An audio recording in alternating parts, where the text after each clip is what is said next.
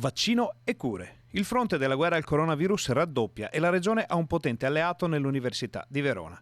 In prima linea c'è il centro ricerche dell'azienda ospedaliera Scaligera che con lo Spallanzani di Roma inizierà la sperimentazione del primo vaccino made in Italy.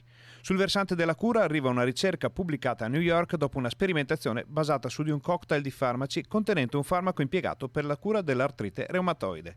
Il coronavirus intanto si sta comportando in modo diverso rispetto alla fase del lockdown, ma è ancora presente. Abbiamo visto che il virus si sta comportando in maniera diversa, passatemi in termini poco scientifici. Vediamo che il 94% oggi dei sintomatici, dei positivi non sono sintomatici. Vediamo che non abbiamo assolutamente, ai giornalisti lo dico, non abbiamo assolutamente un'emergenza sanitaria negli ospedali.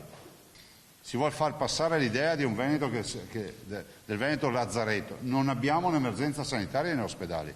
Quel che si sa sul coronavirus e sulla sua gestione è stato imparato letteralmente sul campo. Oggi siamo più bravi a intervenire rispetto al 21 febbraio, questo è logico. Mi permetto anche di dire, Rettore, mi permetto anche di dire che il libretto uso e manutenzione che ci hanno dato in mano il 21 febbraio era ridicolo. Sì.